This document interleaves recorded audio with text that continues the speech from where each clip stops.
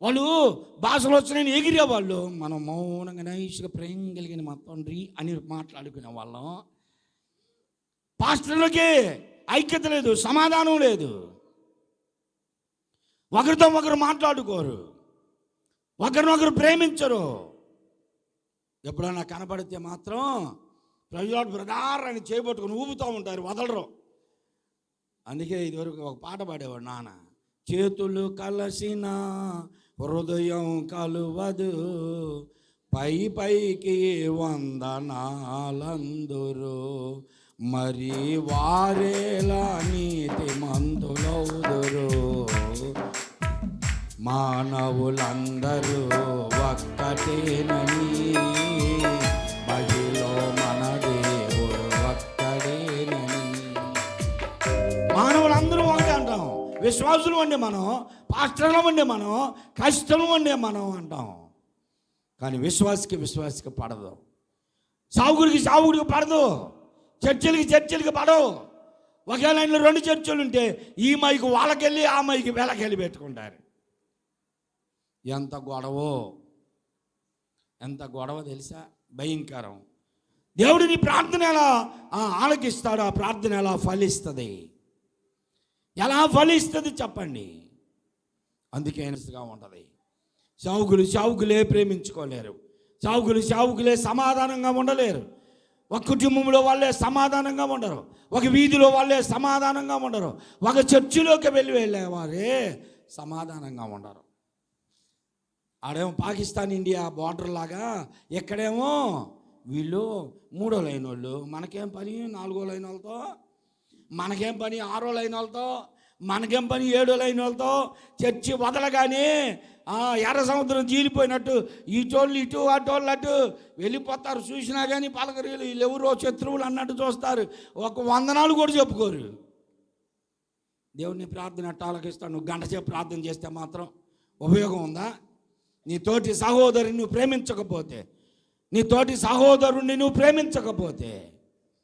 ఈ మాట అండి ఇప్పుడు అంటారు, పాస్టర్ గారు అది నాకు ఎంత కీడు చేసిందో నీకు తెలిసి కూడా మళ్ళీ ప్రేమించమంటావు ఏందయ్యా అంట. వాడు ఎంత నాకు కీడు చేశాడో తెలిసి కూడా ప్రేమించమంటావు ఏందండి. ఒక వందనాలు చెప్పిపో. ఏమైంది? ఇస్కరియోతు యోధ యేసు ప్రభును పట్టించడానికి వెళుతుంటే యేసు ప్రభు అన్నాడు, యోధా ఇట్లా ఇదిగో ఈ ఒక్క ముద్ద దీని వెళ్ళని రొట్టిచ్చాడు చేతికి. అసలు ఆ మాట తలుచుకుంటేనే, అప్పగించడానికి వెళ్ళేవాడిని పిలిచి పగోడికి అన్నం పెడుతున్నాడండి యేసు ప్రభు. యోధా ఇదిగో వాళ్ళందరికంటే కూడా ముందు నువ్వు తిను, ఒక ముద్ద తిను, ఎలాగూ నన్ను అప్పగించబోతున్నావుగా, ఎలాగూ నీ శిలువ మీద ప్రాణం పెట్టబోతున్నాను, ఈ ఒక్క ముద్ద తినేళ్ళు. అసలు ఆ దెబ్బకే ఇస్కరియోతు యోధ మనసు కరిగిపోయి, ప్రభు నేను వెళ్ళనులే అని కూర్చోవాలా. కానీ అతనిలో ఎవరున్నారు? నేనున్నానా? ఎవరున్నారు అతనిలో? అపవాది ప్రవేశించాడు గనక అతని హృదయాన్ని కఠినపరిచాడు, అతని కళ్ళను యుగ సంబంధమైన దేవత మనోనేత్రములకు గుడ్డితనం కలుగు చేసింది. ఆ రొట్టెని తీసుకున్నాడు, బలా కింద పడేశాడు, వెళ్ళిపోయాడు. నేనేం తింటా, నువ్వు ఇచ్చింది అని. నీ తోటి వారిని ప్రేమించాలి. ఐగుప్తీయులతో నువ్వు పగ సాధించొద్దు, ద్వేషించొద్దు అని చెబుతున్నాడు దేవుడు. మనకు చెబుతున్నాడు దేవుడు. అందరినీ ద్వేషించవచ్చు, కానీ నువ్వు మాత్రం ఎవరిని ద్వేషించొద్దు. మత్తయి 10:22 యేసు ప్రభు శిష్యులను పంపిస్తూ వారికి ఖండితంగా, మీరు నా నామము నిమిత్తము అందరి చేత ద్వేషించబడతారు. ఎలా ద్వేషించబడతారు చెప్పండి? ఎలాగా? అమ్మో ఆయన పెద్ద ప్రార్థనా పరుడు అంటండి, ఆయన పెద్ద పాటగాడు అంటండి, ఆయనంతా ప్రసంగికుడు అంటండి అని ద్వేషించబడతాం. ప్రతిరోజు ఇక్కడ ప్రార్థన జరిగిద్ది, ఒక 20 మంది చేరతాం. చిన్నపిల్లలు వాయిద్యాలు కొడతా ఉంటే బాలస్వామి గారిని ప్రార్థన చేయమంటే బాలస్వామి గారు లైవ్ ప్రసాదించండి, పాటలు పాడబోతున్నాం, పిల్లలు లైవ్ ప్రసాదించండి అని ప్రార్థన చేస్తాడు. వాళ్ళు డ్రమ్ మీద కొట్టేది, ఇంక దాంట్లో ఏమి లయ వచ్చేది, ఏం సంగీతం వచ్చేది. ఆది తాళం, శంకరాభరణం, మేము పాడే పాటలన్నీ అయ్యే ఆంధ్రప్రదేశ్లో కీర్తనలో. ఉన్నా పాటున్నా వచ్చు చున్నాను నీ పాద సన్నిధికో రక్షక. మా జనరేషన్లో పాటలు. ఈ పిల్లలు ఇప్పుడు ఆ ప్యాడు ఆ వేయటానికి చూసి టగటగ కొట్టి ఏం పాటలు పడతావు పాస్టర్ గారు నాకు వెళ్ళి అక్కడ చూస్తుంటారు. ఈ పాటలు కాదు, ఇప్పుడు ఇప్పుడు ఇప్పుడు ప్యాడు కానీ, క్యాషువల్ కానీ, డ్రమ్ములు కానీ ఏ పాటలకు వస్తే నేను ఉండాలేనయ్యా, నే బ్రతుకాలేనయ్యా, నీవే లేకుండా నేను ఉండాలేనయ్యా అంటే చందు కొడతాడు. అసలు ఆ లయబద్ధంగా ఎగరాలనిపించేది, అంత బాగా కొడతాడు అనమాట ఆ పాటకి. అదే ఈ పాట కొట్టమను వస్తుందా? సిలువను చూసు కొలది శిల సమానమైన మనసు నలిగి కరిగి నీరగుచున్నది రా, సిలువే నా శరణాయను. పాదపాటలు ఇవన్నీ లయ ప్రసాదించని ప్రార్థన చేస్తాడు. లయ వచ్చినా రాకపోయినా, సంగీతం తెలిసినా తెలియకపోయినా, అది ఏ తాళమైనా ఏ రాగమైనా దేవుని స్తుతించడమే నాకు తెలుసు. నేను వెళ్ళిపోతానే ఉంటాను. నీకు నచ్చకపోవచ్చు, నువ్వు ఎగతాళి చేయొచ్చు, ద్వేషించవచ్చు, దూషించవచ్చు, ఏదేమైనా నేను మాత్రం దేవుని వైపు చూస్తున్నాను గనక దేవుని కరుణ నా మీద ఉన్నది. దేవునికి స్తోత్రం. దేవుడు అంటున్నాడు, నా నామం నిమిత్తం మీరు అన్ని జనుల ద్వారా, స్వజనుల ద్వారా మీరు ద్వేషించబడతారు. అంతము వరకు నమ్మకముగా ఉండు, సహించు. అంతము వరకు అంటే ఇప్పుడు దాకా? ప్రభు వచ్చేదాకా మనం ఏడ ఉంటాం? మనం పోయేదాకా, మనం పోయే వరకు, అంతము వరకు, నీ అంతము నా అంతము వరకు నమ్మకంగా ఉండాలి. ఇది నా ప్రార్థన. దేవుని సన్నిధానంలో ప్రార్థన చేస్తా, ప్రభువా నీవెప్పుడు వస్తావో నాకు తెలియదు, కానీ నేను పోయేదాకా నీకు నేను నమ్మకస్తుడిగా ఉండేటట్లు మార్గము త్రొట్టిల్లకుండా, తొలగిపోకుండా, ఎంత దూరం వచ్చాములని వెనక తిరిగి చూడకుండా, వెనుకంజ వేయకుండా నన్ను స్థిరపరిచయ్యా, బలపరిచయ్యా, నీ వైపే చూస్తూ ముందుకు వెళ్ళేటట్లుగా నా చేయి పట్టుకో అయ్యా అని ప్రార్థన చేస్తాను. దేవుని స్తోత్రం. అంటున్నాడు, నా నిమిత్తం మీరు అన్ని జనుల ద్వారా దూషించబడతారు అన్నాడు. యోహాను సువార్త 15వ అధ్యాయము 18 చూడండి. యోహాను సువార్త 15వ అధ్యాయము 18వ వచనం. లోకము మిమ్మును ద్వేషించిన ఎడలా, ప్రభు అంటున్నాడు, లోకం మిమ్మల్ని ద్వేషిస్తే మీకంటే ముందుగా నన్ను ద్వేషించింది అనుకోండి. దేవుని పిల్లల్ని అనేక మంది ద్వేషిస్తారు, దూషిస్తారు. వారు దూషిస్తున్నప్పుడు మీకంటే ముందు నన్ను ద్వేషించారు అనుకోండి. తర్వాత ఏమన్నాడు ఇంకా?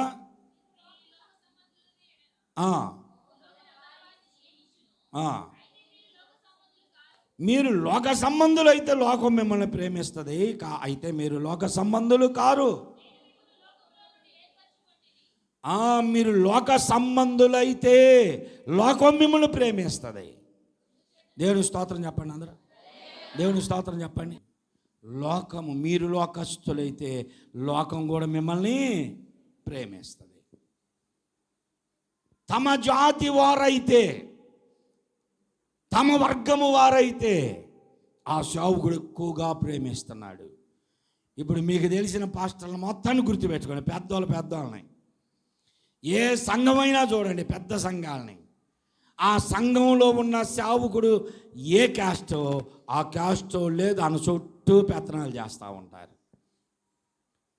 ఇదా దేవుని సంఘం? ఇదా దేవుడు తన స్వరక్తం ఇచ్చి కొన్న సంఘము కొనాల మీద స్థాపన జరుగుతుంది. ఇప్పుడు లోకస్తులు మీరైతే లోకం మిమ్మల్ని ప్రేమిస్తుంది, మీరు లోకస్తులు కాదు. నేను మిమ్మను లోకములో నుండి, సావుకులారా, విశ్వాసులారా, దేవుడు నిన్ను 2లో నుంచి 3లో నుంచి 5లో నుంచి 10లో నుండి బయటికి తీసుకొస్తే ఇంకా నీకు 2, 3 అని ఏళ్ళు చూపించుకుంటా మాట్లాడుకుంటున్నావు. విశ్వాసుల్లో కూడా ఇలాగనే ఉన్నారు. వివాహాల దగ్గరికి వచ్చినప్పుడు పెద్ద పాస్టర్లు కూడా వివాహాలు చేయాలనుకున్నప్పుడు పిల్లలను చూడండి అంటే మంచి సంబంధం ఉందంటే, మంచి సంబంధం ఎవరు వాళ్ళు? మనోళ్ళేనా? బాలసంగారు మనోళ్ళేనా? అబ్బో మనోళ్ళంటే అభిమానం ఆయనకి, మామూలంటే అభిమానం మీ మీద లేదు. మళ్ళీ దేవుని పిల్లలు లోకములో నుండి బయటికి రావాలి. లోకంలో నుండి వచ్చావంటే పాపములో నుండి బయటకు వచ్చావు, శాపములో నుండి బయటకు వచ్చావు, కులవర్గంలో నుంచి బయటకు వచ్చావు, కులాల ఫీలింగ్లో నుండి బయటికి రా. ఇంకా అక్కడే మగ్గిపోతున్నారు చాలామంది. ఇప్పుడు సంఘాలను ఏర్పరచుకుంటున్నారు కులాల పేరు మీద. చాలామంది ఇప్పుడు ఇంటి పేరు మీద కులాలు. మా బంధువులండి, ఒక 4 కుటుంబాలు ఉన్నాయి మా బంధువులు, వాళ్ళు వస్తే చాలండి అంటున్నారు. ఈ మధ్య ఏం చేస్తున్నారంటే కొత్త పాస్టర్లు వచ్చారులే, మా ఇంట్లో ఒక 4 ఉన్నాం అన్నదమ్ముల కుటుంబాలు, మా కుటుంబాలు వస్తే చాలండి అని ప్రార్థనలు స్టార్ట్ చేస్తున్నారు. సావుకులు అయిపోతున్నారు వీళ్ళు కూడా. మా కులం వాళ్ళు వస్తే చాలు, మా ఇంట్లో వాళ్ళు వస్తే చాలు, మా ఇంటి పేరుటోళ్ళు వస్తే చాలు. నువ్వు లోకస్తుడివి కాదు, లోకస్తురాలివి కాదు. లోకములో నుండి దేవుడు నిన్ను పిలిచాడు, పాపములో నుండి పిలిచాడు. ఇంకా పాపంలోనే ఉంటున్నావా? ఇంకా మతంలోనే ఉంటున్నావా? కులంలో నుండి దేవుడు నిన్ను పిలిస్తే కులంలోనే ఉంటున్నావా? కులము మతము అనుకుంటా ఉంటే మార్గాన్ని తెలుసుకోలేవు ఎప్పటికీ. దేవుడు అంటున్నాడు, మిమ్మల్ని లోకంలోనే పిలిచాను గనక వారు మిమ్మల్ని ప్రేమించరు, మీరు ఆత్మీయులుగా బ్రతకాలి. ఏమన్నాడు ఇంకా? అందుచేతన లోకం మిమ్మల్ని ద్వేషిస్తుంది.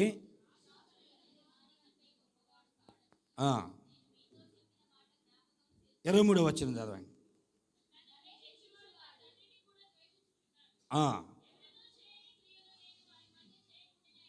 ఎవరును చేయని క్రియలు వారి మధ్య చేయకుండా ఉంటే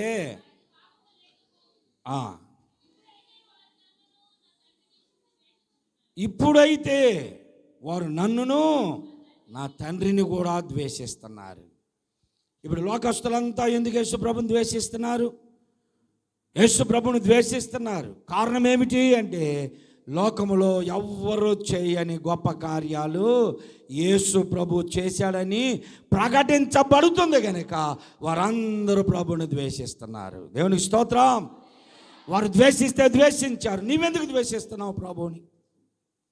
నీ కొరకు ఆయన రక్తమును కార్చాడే, నీ కొరకు ఆయన ప్రాణమును పెట్టాడే. నీవింకా ఆ కొల గుచ్చులో మతం ఉచ్చులో ఎందుకు చిక్కుపడ్డావు? బయటికి రా. నీ కులము మతమును వదిలిపెట్టు, నీ ప్రాంతమును వదిలిపెట్టు, నీవు అనుసరిస్తున్నటువంటి అక్రమ జీవితాలను వదిలిపెట్టు, నీ పాపమును వదిలిపెట్టు. బయటికి రా, ప్రభువు పిలుస్తున్నాడు. నీవు లోకస్తుడు కాదు, లోకస్తురాలువి కాదు. లోకములో నుండి పిలువబడ్డాం మనం అందరం. ఇప్పుడు మనం లోకస్తులమా? అందుకే లోకం మనల్ని ప్రేమించదు, అందుకే మనల్ని లోకం ప్రేమించట్లేదు. లోకమును దాని ఇచ్ఛలతో కూడా నీవు సిలువ వేయి. లోకమును, పాపమును, ద్వేషమును, ఆశలు అన్నీ సిలువేయబడితే ఇక మనలో మిగిలేది ఏముందండి? ఏముండదు. పాపానికి సంబంధించింది ఏముండదు. అది ప్రభు చెప్తున్నాడు. మీరు లోకస్తులు కాదు గనుక ఆయన మిమ్మను ప్రేమించి బయటికి తీశాడు. 5:43 చూడండి, మత్తయి సువార్త. యేసు ప్రభు మనకు చెప్తున్నాడు, ఇప్పుడు మనం ఎవరిని ద్వేషించకూడదు. ఏమన్నాడు? మీ పొరుగు వారిని ప్రేమించి మీ శత్రువుని ద్వేషించమని ఆ ధర్మశాస్త్రం చెప్పబడింది. కానీ నేను మీతో చెప్పున్నది ఏమనగా, ధర్మశాస్త్రంలో చెప్పబడిందేమో నీవు మంచివారినే ప్రేమించమని. ఈరోజు క్రైస్తవులంతా ద్వేషించబడుతున్నారు, క్రీస్తు దూషించబడుతున్నాడు. క్రైస్తవులు క్రీస్తుని పోలి నడిచేవారు. ప్రపంచం అంతా ఏం చెబుతుందంటే, ప్రపంచం ఏం చెబుతుంది? దుష్ట శిక్షణ శిష్ట రక్షణ అని చెబుతుంది. అంటే దుష్టుల్ని, పాపుల్ని, దుర్మార్గుల్ని శిక్షించి నరకంలో వేసేయాలి, మంచి వారిని, సాధువుల్ని, వీళ్ళని కాపాడాలని చెబుతుంది. యేసు ప్రభువు అన్నాడు, నేను పాపిని పిలవ వచ్చాను, నాకు నీతిమంతులు అవసరం లేదు, స్వనీతిమంతులు అవసరం లేదు, నేను పాపులనే పిలవ వచ్చాను. దుష్ట శిక్షణ చేస్తే అందరూ దుష్టులే, ఎవ్వరు మంచివారు లేరు, నీతిమంతుడు లేడు, ఒక్కరును లేరు, అందరూ పాపం చేసి అంతటా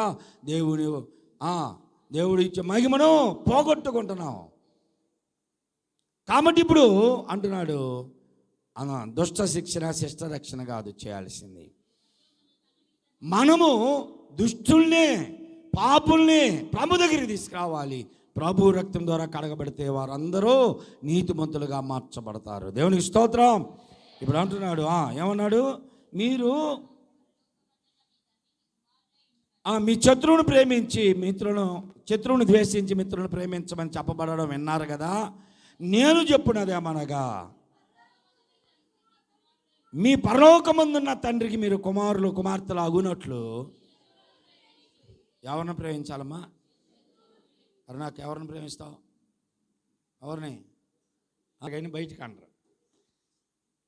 శత్రువును ప్రేమించు, శత్రువును ప్రేమించాలి. ఎవరికి పెడుతున్నావు నువ్వు? వండిందంతా పిలిచి ఎవరికి పెడతావు?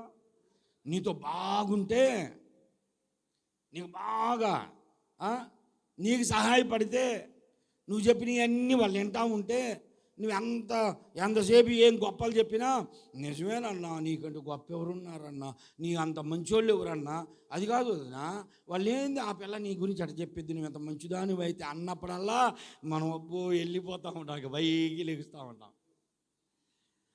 మనిషికి పొగడతలు భలే ఇష్టం, పొగడతలు ఇష్టం అన్నమాట. మనిషికి పొగడతలో కూరగ తాలింపు, గొడ్డకు జాడింపు అంట. ఒక ఆయన అంటాడు, పాస్టర్ గారు నీకేం తెలుసండి, గొడ్డ జాడింపు, కూర తాలింపు, మనిషి లాలింపు అట్లా ఉంటుందండి అంటాడు. గొడ్డను జాడిస్తేనే ఈ కోడళ్ళు అత్తలకు బట్టలు తూతారు చూడు, అట్ట కాదు, మంచిగా ఉతకడం. ఎలా ఎంతమంది అత్తలు చూస్తారు, ఏంది పాస్టర్ గారు 4 బకెట్లతో ఆ అమ్మాయి బట్టలు అన్నీ ఉతుక్కుంటుంది, చివరిలో లాస్ట్ జాడిచ్చింది వెళ్తున్న బట్టలు ఉతికిద్ది పాస్టర్ గారు అంట. మంచోళ్ళు అమ్మ కోడళ్ళంతా. నిజమే, వీళ్ళు చేసేది కూడా అంతే. వీళ్ళ బట్టలు అన్నీ ఏమో 4 బకెట్లతో ఉతికేసుకుంటారు, అత్త చీరలన్నీ పక్కన దూరంగా పెడతారు, ఏదో కుష్టి వ్యాధి రాక. వీళ్ళ బట్టలో కలపరు, అత్తమామల బట్టలు దూరంగా పెట్టి అక్కడ పెట్టి, వీళ్ళ ఎన్ని అయిపోయినాకమ్మా తప్ప ఇవన్నీ తీసుకెళ్ళాను, అప్పుడు తీసుకొచ్చి ఈ బట్టల్లో జాడిచ్చి అప్పుడు వేస్తారు. మా జాడింపే ఆ చీర కుచ్చులది పెట్టి ఎట్లాగని ఇట్లా తీసి ఎట్లా వేస్తే ఏం పోతుంది మురికి, మొత్తం తీసి పెట్టి నేలలో ముంచి తీసి అట్లా వేస్తే అత్త చీర అది. నీ డ్రెస్సులు నీ బట్టలేమో తీసి అది పరిసి ఎంతలా సబ్బు అంచులకి అటు ఇటు ఈ పలసడి చీరను మళ్ళీ ఇటేసి అటు ఇటు అత్త చీర పెట్టి ఒక పైన అని. మా తల్లిలు ఎంత బాగా నవ్వుతున్నారమ్మా, అనుభవాలు అందరికీ. నీకట్ట తెలుసు పాస్టర్ గారు, నువ్వు చేసావా? దేవుడు చెబుతున్నాడు నాకు అన్నీ అంతే. లేరా ఇటు చేసే కోడలను రేపు నువ్వు అత్తం అవుతావు, నీ కోడల్లో కూడా అదే బొచ్చు వచ్చిద్ది, జాగ్రత్త, అదే బొచ్చు వచ్చిద్ది. ఇవాళ నువ్వు అత్తని నువ్వెంత తుష్కారణంగా చేస్తున్నావు, రేపు నీ దేవుడు చాలా మంచోడమ్మా, అందరికి మగపిల్లల్ని ఎత్తున్నాడు. దేవుడు చాలా మంచోడు, అసలు మగపిల్లల్ని ఎత్తున్నాడు. వీళ్ళు ఎదగాల, వాళ్ళకి పెళ్ళిళ్ళు అవ్వాలా, నీ తాట తీస్తారు అప్పుడు. అందుకే ఇప్పటి నుంచి అన్నా కొంచెం జాగ్రత్తగా చూడండి, అత్తమామల్ని జాగ్రత్తగా చూడండి. మాటకంట ఏంటి, మనిషికి పొగడతలు ఎక్కువ. నిన్ను పొగిడారని నువ్వు ఉప్పొంగిపోయి అన్నీ నేను పొగున్నోళ్ళకే పెడుతుంటావు, నేను పొగున్నోళ్ళకే పెడుతుంటావు. మొన్న ఒక అమ్మాయి నా దగ్గర కూర్చోన్నాయి, ప్రార్థన చేయన్నాయి అని అడి చేసి వాళ్ళ అత్త కూడా వచ్చింది ప్రార్థనకి. ఆమె పోయినాక వదినకి 35,000 ఇచ్చానన్నా, ఎవరికి తెలియకుండా ఇచ్చానన్నాయి. తెలియకుండా దాచుకుందంట పాపం. 35,000 తీసుకున్న దాకా బలి చెప్పిందంట మాటలు. ఇప్పుడు తీసుకున్నాక డ్వాక్రా వచ్చి నాకు ఇస్తాను అమ్మాయి అందంట. డ్వాక్రా వచ్చింది, అయిపోయింది. ఏందని అడిగితే ఏంది ఇచ్చి నాకు ఉండలేవా అంటుందంట. ఒకవేళ ఎవరికని చెప్పుకోవాలంటే అవునా కూడా పోతుంది, కానీ ప్రార్థన చేయండి అవి వస్తే అవి రావాలా నీకు అప్పుడు చూడు అంటుంది. నాకు తెలిసి 200-300 ఇస్తారు. ఆ 35,000 వస్తే 200-300 ఇస్తారు నాకు తెలిసి అది. కానీ నేను మాత్రం ఇప్పుడు ఏడిచి ప్రార్థన పాపం అమ్మాయికి 35,000 అంటే అయ్యా అని. నీ మిత్రులకే నువ్వు పెడతావు, నిన్ను పొగిడిన వాళ్ళకే నువ్వు ఎక్కువ పెడతావు, నీకు బాగా ఆలోచుకుంటారు వాళ్ళకే నువ్వు పెడతావు. వాళ్ళు ఇప్పుడే తినొచ్చు, అసలు ఆకలేదు అన్నా కానీ తినో కూర్చో భలే ఉంది వండి ఇవాళ ఏందో వదిన భలే వండి అన్నది బతునాడు పెడతావే. దేవుడు ఏం చెప్తున్నాడు తెలుసా?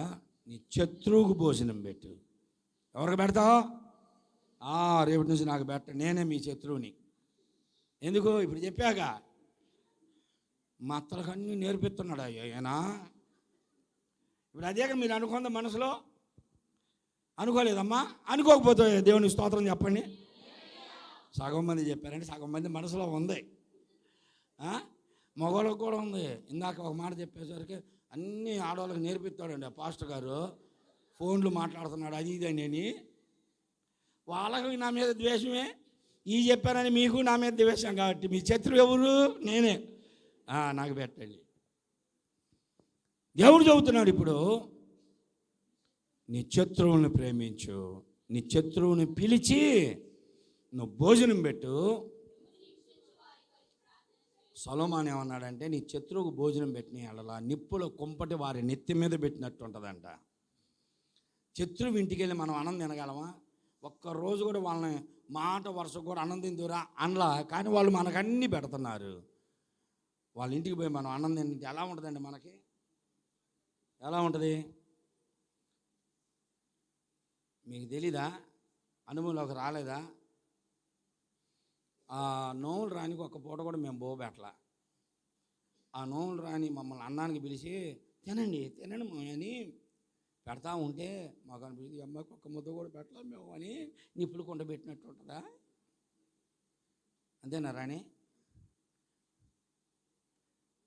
ఎవరైనా సరే నీ శత్రువుని పిలిచి నువ్వు అన్నం పెట్టు అంటే ఏంటి? దాని ఉద్దేశం ఏంటి?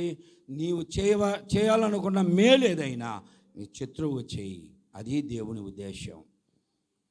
నిన్ను ద్వేషిస్తారు, నిన్ను దూషిస్తారు, నిన్ను హింసిస్తారు, కానీ నీవు అలాగూ చేయవద్దు. అది దేవుని ఉద్దేశం. అందుకే అంటున్నాడు, నీ శత్రువు ఆకలి కొని ఎడల వారికి ఆహారమును పెట్టు అంటున్నాడు. యోహాను మొదటి పత్రిక 2వ అధ్యాయం 9వ వచనం, 3వ అధ్యాయం 15వ వచనం, 4వ అధ్యాయం 20వ వచనం. త్వరగా నేను ప్రార్థన చేసి బలారాధన ఇచ్చేద్దాం అంతే. వెలుగులో ఉన్నానని చెప్పుకొనొచ్చు తన సహోదరులను ద్వేషించువారు ఎప్పటి వరకు చీకటిలోనే ఉన్నారు. వెలుగులో ఉన్నానని చెప్పుకోండి. వెలుగంటే దేవుడు వెలుగై ఉన్నాడు అంటే దేవునిలో ఉన్నాడు. మేము ఆత్మీయులు అని చెప్పుకుంటూ నీ తోటి వారిని నువ్వు ద్వేషిస్తున్నావు. చూసావా? నీ కుటుంబీకుల్ని, నీ స్నేహితుల్ని నువ్వు ద్వేషిస్తున్నావు. అలాగూ ద్వేషిస్తే ఏంటంట? ఇప్పటి వరకు నువ్వు చీకట్లోనే ఉన్నావు అంటే ఇప్పటిదాకా నువ్వు లోకంలో ఉన్నావు, పాపంలోనే ఉన్నావు అని అర్థం. 3వ అధ్యాయం చదవండి, 3:15.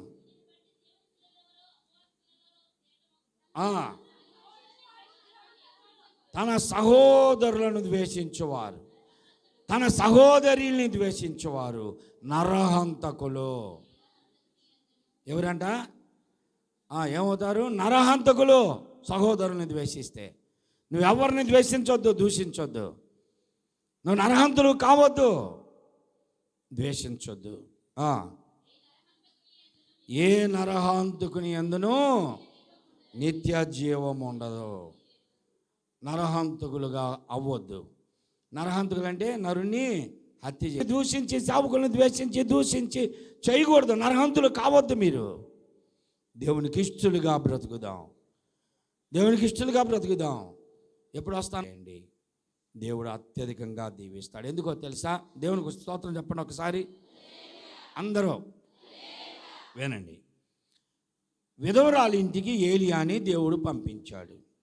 ఆమె యథార్థం చెప్పింది, అయ్యా నా దగ్గర పచ్చడి పిండి బుడ్డులో కొంచెం నూనె ఉంది, ఒక రొట్టె చేసుకొని ఇద్దరు నేను నా కుమారుడు చేసుకొని చచ్చిపోదాం అనుకున్నామయ్యా అని అంటే ఏలియా గారు ఏమన్నాడు?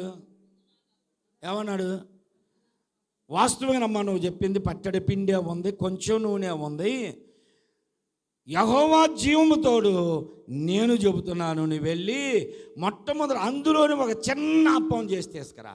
నీ కాడ పచ్చడే పిండి ఉంది, దాంట్లో కొంచెం పిండి తీసుకో, చిన్న రొట్టె చేసి తీసుకురా. దేవుడు నిన్ను సంవత్సరాల తరబడి పోషించబోతున్నాడు అన్నాడు. ఆమెకి నమ్మకం కుదిరింది దీని మీద.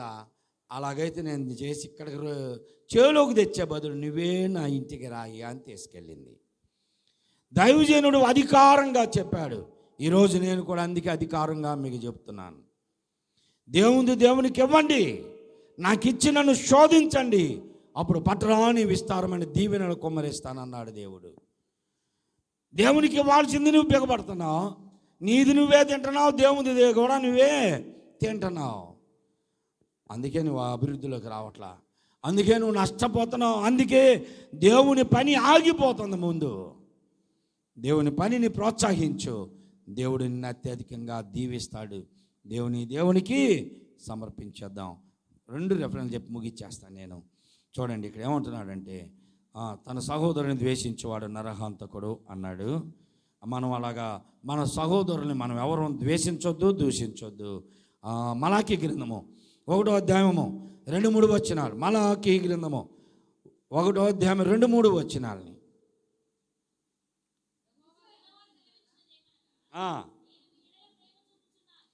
నేను మీ ఎడల ప్రేమ చూపుచున్నాను.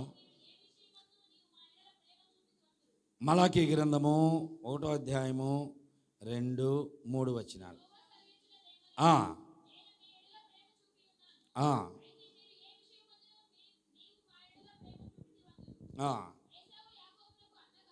ఏశావు యాకోబుకు అన్నగాడా? ఏశావు యాకోబుకి అన్నే. నేను ఏశావును ద్వేషించి యాకోబును ప్రేమించి తిని. దేవుడే చెబుతున్నాడు, యాకోబును ప్రేమించాను, నేను ఏశావును ద్వేషించాను. ఏశావును ద్వేషించాడు దేవుడు, యాకోబును ప్రేమించాడు.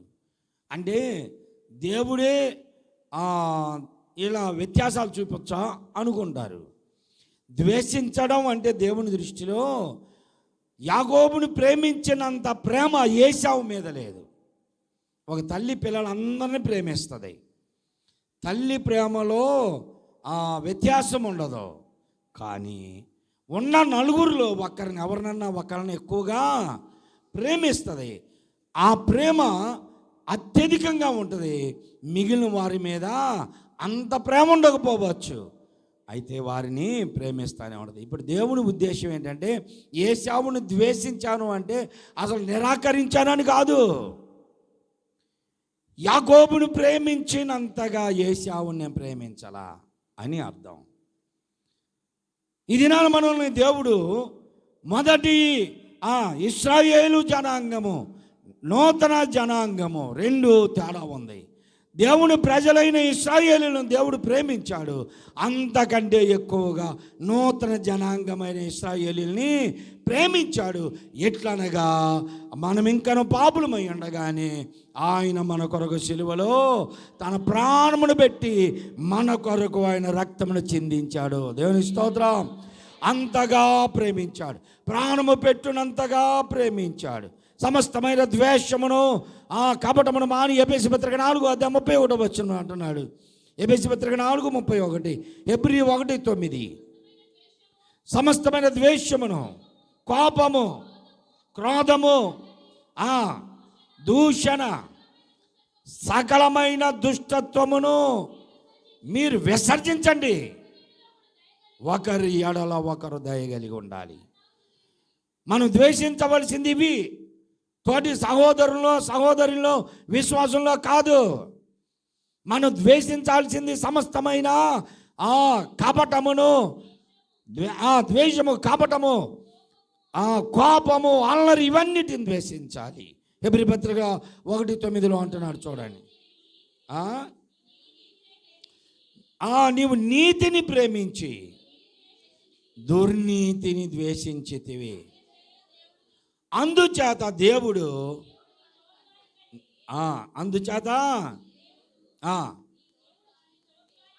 నీ తోటి వారి కంటే నిన్ను హెచ్చించాడు. దేవుని స్తోత్రం. నీవు నీతిని ప్రేమించాలి, దుర్నీతిని ద్వేషించాలి.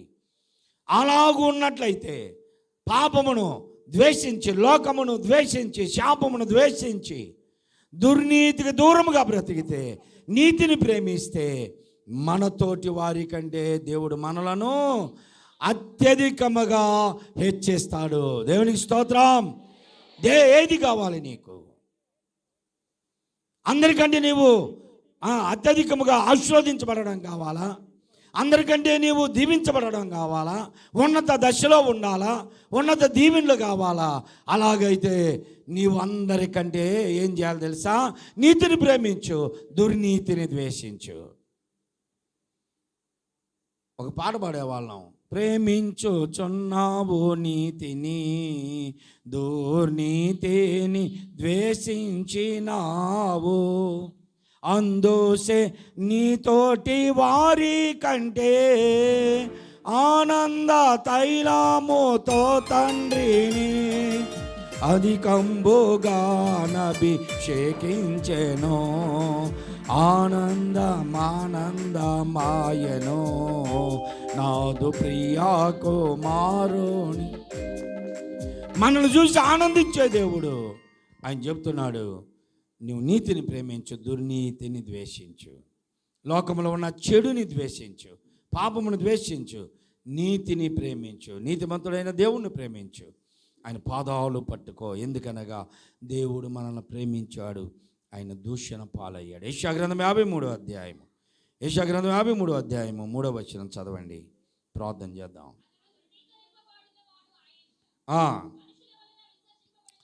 అతడు తృణీకరింపబడిన వాడు అయ్యాడు. ఎవరు? యేసు ప్రభు. యేసు ప్రభు తృణీకరింపబడిన వాడయ్యాడు, మనుషుల చేత విసర్జించబడిన వాడయ్యాడు, వ్యసనాక్రాంతుడుగా అయ్యాడు, వ్యాధిని అనుభవించువాడయ్యాడు, మనుషులు చూడనల్లని వారిగా అయ్యాడు. అతను ద్వేషించబడ్డాడు. మనం పాడుతూ ఉంటాం కదా, తృణీకరింప విసర్జింపబడెను,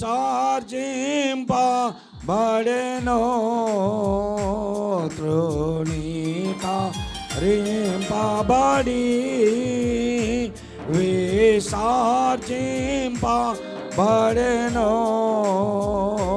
వెల్కాక్రాంతో దాయే వ్యసనము మనకై యేసు మరణించే, మన పాపముల కొరకే నిత్య జీవం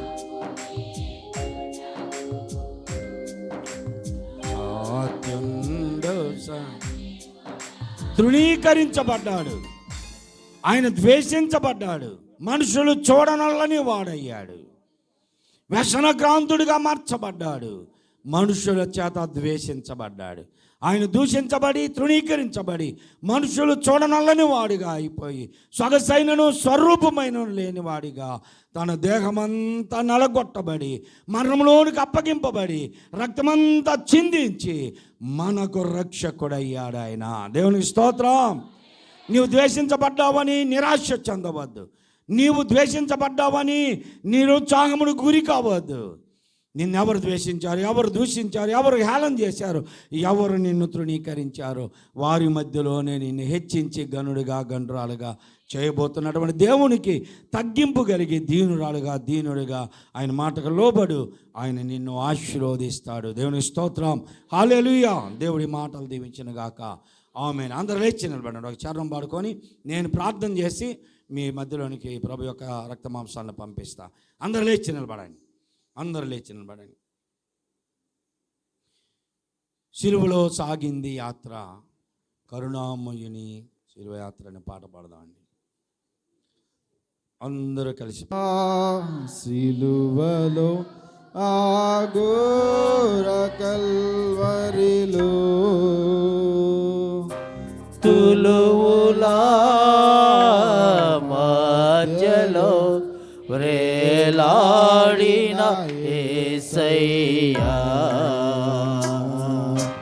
తులువులా మధ్యలో వ్రేలాడిన యేసయ్యా, బలియైన యేసయ్యా, బలియైన యేసయ్యా, నిలువేల నలిగితివా, నీవెంతో అలసితివా, నీవెంతో అలిగితివా, నీవెంతో అలసితివా.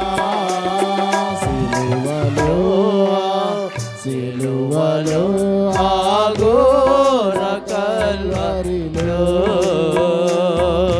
తులువులా మధ్యలో వేలాడిన యేసయ్యా, నేరము చేయని నీవు ఈ ఘోర పాపి కొరకు భారమైన సిలువా మోయలేక మోసావు, నేరము చేయని నీవు ఈ ఘోర పాపి కొరకు భారమైన సిలువా మోయలేక మోసావు.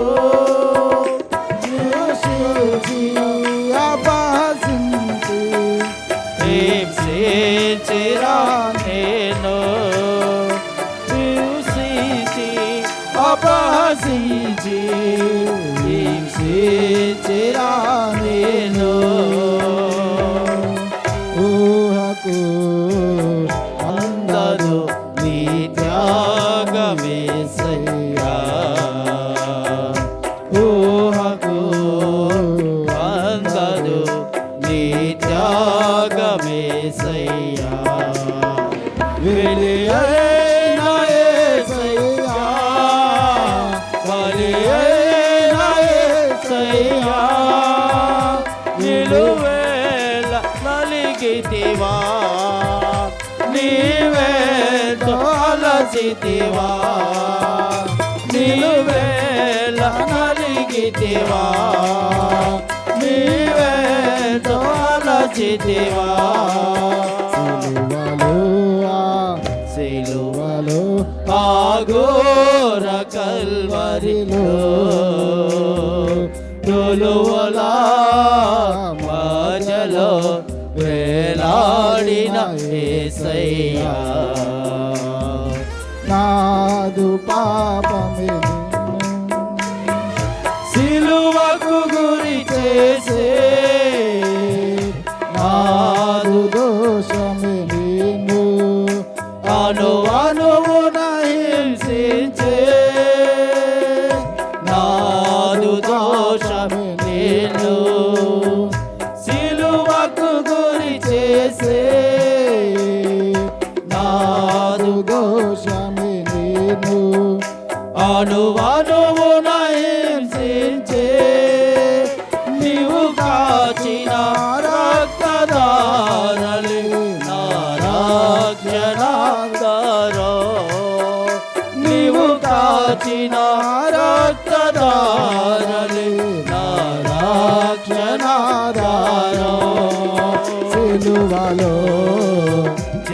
చేరదం విరిగిన హృదయముతోను సిలువను చేరదం విరిగిన హృదయముతోను బలియైన యేసయ్యా బలియైన యేసయ్యా విలువైన యేసయ్యా బలియైన యేసయ్యా నిలువేల కలిగితివా నీవేదో అలసితివా నిలువేల కలిగితివా నీవేదో అలసితివా బలియైన యేసయ్యా బలియైన యేసయ్యా విలువైన యేసయ్యా బలియైన యేసయ్యా నిలువేల కలిగితివా నీవేదో అలసితివా నిలువేల కలిగితివా నీవేదో అలసితివా నిలువెల్ల నలిగితివా నీరంతో అలసితివా నిలువెల్ల నలిగితివా నీరంతో అలసితివా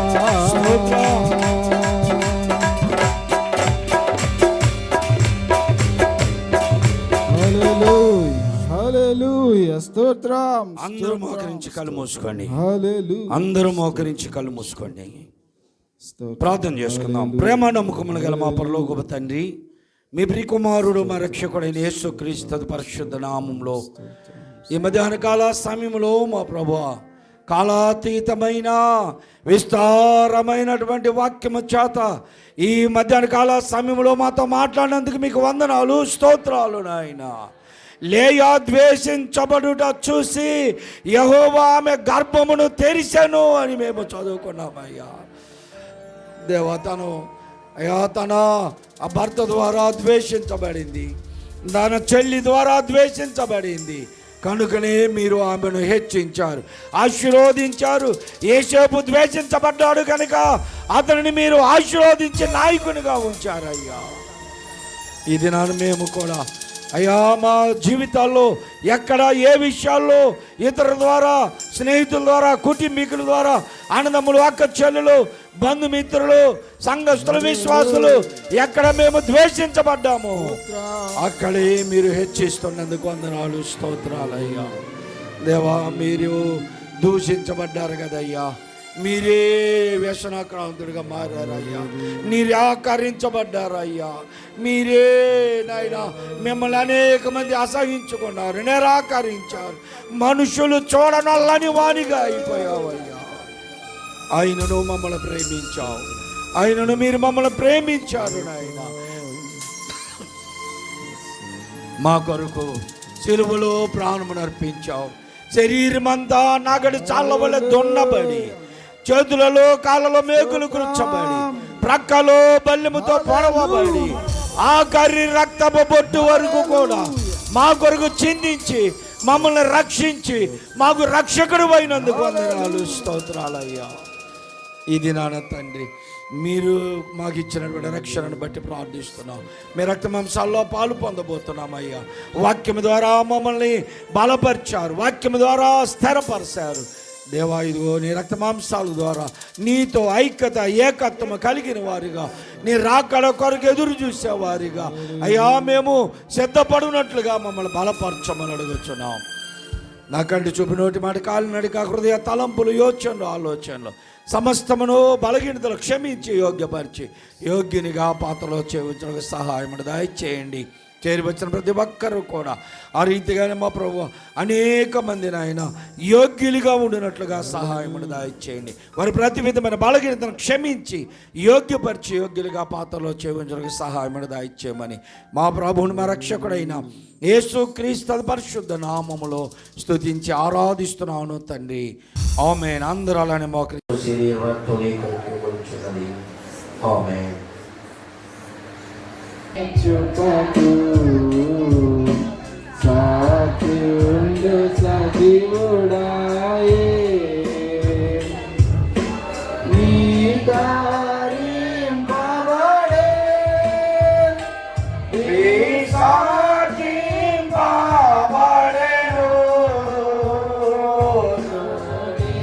ధరింపబడే